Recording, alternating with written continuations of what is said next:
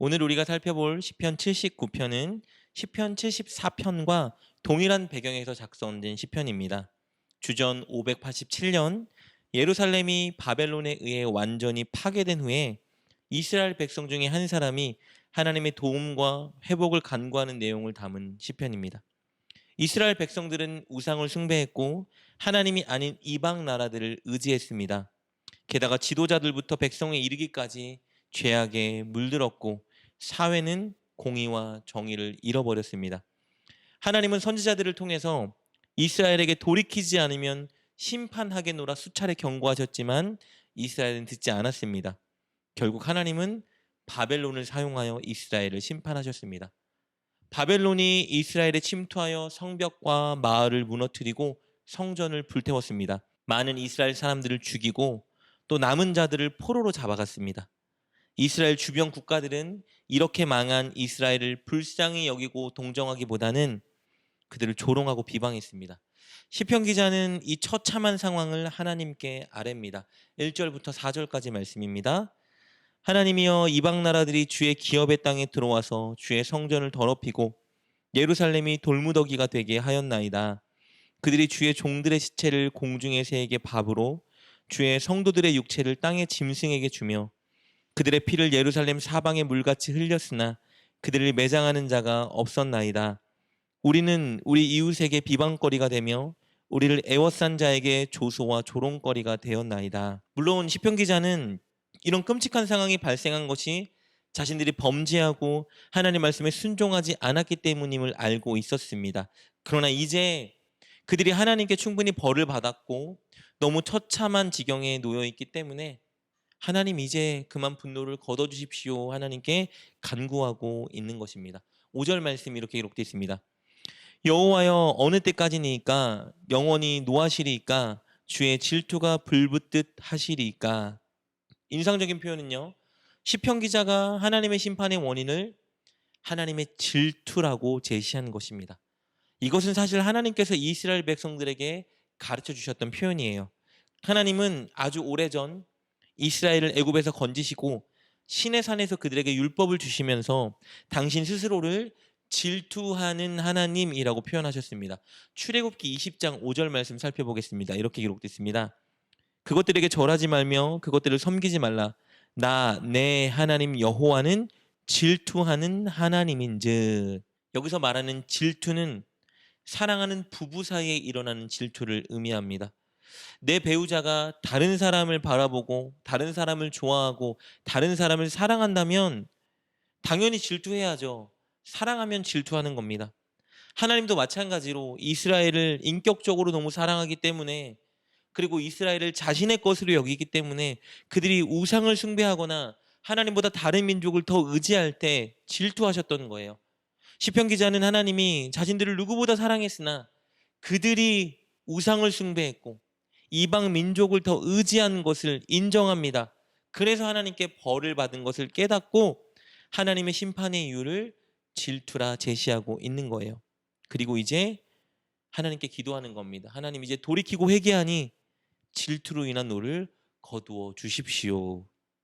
이어서 시편 기자는 하나님의 긍휼의 성품을 의지하여 하나님께 이렇게 간구합니다. 8절 말씀입니다. 우리 조상들의 죄악을 기억하지 마시고 주의 긍휼로 우리를 속히 영접하소서. 우리가 매우 가련하게 되었나이다.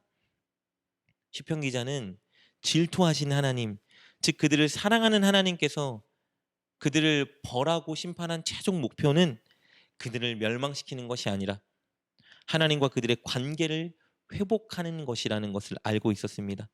이것은 선지자들이 하나님의 심판을 예언하면서 동시에 예언했던 것입니다. 선지자들은 하나님이 이스라엘을 심판한다 예언했지만 동시에 하나님이 반드시 회복시켜 주실 것이다 약속했습니다.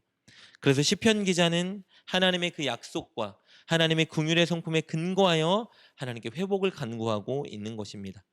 이렇게 회복을 간구하면서 동시에 한 가지를 더 하나님께 간구하는데요. 그것은 하나님의 심판 도구로 사용받은 바벨론과 이스라엘의 멸망을 기뻐하고 조롱한 이방 민족들을 심판해 달라는 간구입니다. 6절 말씀입니다. 주를 알지 아니하는 민족들과 주의 이름을 부르지 아니하는 나라들에게 주의 노를 쏟으소서. 바벨론의 경우에 범죄한 이스라엘에 대한 하나님의 심판 도구로 사용받았지만 그들은 하나님이 허락하신 심판의 행동을 넘어서 죄를 지었습니다. 수많은 하나님의 백성들을 무자비하게 죽였고요. 그리고 그들의 시체를 매장하지 않고 방치하여 새와 짐승의 먹이가 되게 하였습니다. 그리고 온 세상의 왕이신 하나님의 백성들이 주변 나라들에게 비방거리와 조롱거리가 되도록 만들었습니다.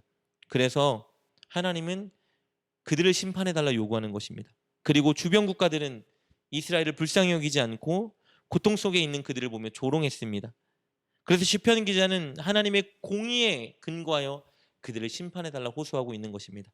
그리고 끝으로 하나님께서 기도에 응답해 주신다면, 이스라엘을 회복시켜 주신다면, 악한 민족을 심판해 주신다면 하나님의 은혜에 영원히 감사하며 만방의 하나님의 영광을 대대로 전하겠다 서원합니다. 13절 말씀입니다. 우리는 주의 백성이요 주의 목장의 양이니 우리는 영원히 주께 감사하며 주의 영예를 대대에 전하리이다. 시편 기자는 이렇게요. 하나님의 심판이 있은 후에 자신들의 죄를 자백했고 그리고 하나님의 긍휼과 약속에 근거하여 회복을 간구했습니다. 그리고 이제는 하나님께 감사하며 하나님의 영광을 대대에 전하겠노라 하나님께 약속했습니다. 이것은 시편 기자의 기도이기도 하지만 이스라엘 민족의 기도인 것입니다. 이렇게 이스라엘 향한 하나님의 심판은 그들을 아프고 힘들게 하긴 했지만 결국 그들이 회개하고 하나님을 다시 찾고 하나님께 감사하며 찬양하겠다는 결단을 불러일으켰습니다. 이것을 통해 알 수 있는 것은 하나님의 징계의 목적은 하나님과의 관계 회복이라는 것입니다. 사랑하는 여러분, 우리도 연약하여 범죄할 수 있습니다. 그리고 하나님께서는 범죄한 우리를 징계하실 수도 있고요. 우리에게 어려움을 허락하시기도 합니다.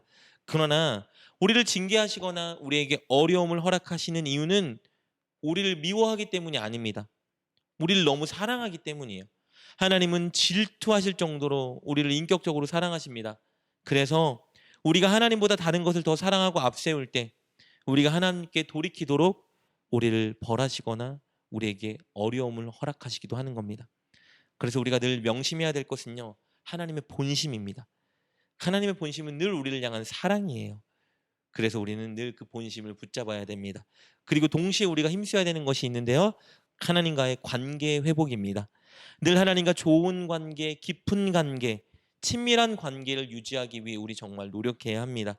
그것을 위해 하나님을 가장 사랑하고 하나님을 가장 우선순위에 두고 습관적인 죄를 끊어야 합니다. 그것을 위해 기도하고 노력해야 합니다. 사랑하는 여러분, 늘 여러분을 가장 사랑하시는 하나님의 본심을 붙잡으시고 하나님과 깊은 관계를 위해 날마다 노력하는 여러분 되시길 주님의 이름으로 축복합니다. 기도하겠습니다. 하나님, 질투할 정도로 우리를 인격적으로 사랑해 주시니 감사합니다.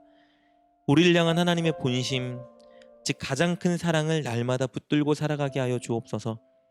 그리고 하나님과 사랑의 깊은 관계를 유지하기 위해 우리가 하나님보다 더 사랑하고 우선순위에 두고 있는 것을 내려놓게 하여 주옵소서. 그리고 습관적인 죄를 끊고 하나님 말씀에 순종케 하여 주옵소서. 예수님의 이름으로 기도드립니다. 아멘. 오늘 말씀을 통해 깨닫고 결단한 것은 무엇입니까? 그것을 붙들고 하나님께 기도합시다. 그리고 그렇게 실천하며 하루를 살아가는 여러분 되시길 주님의 이름으로 축복합니다.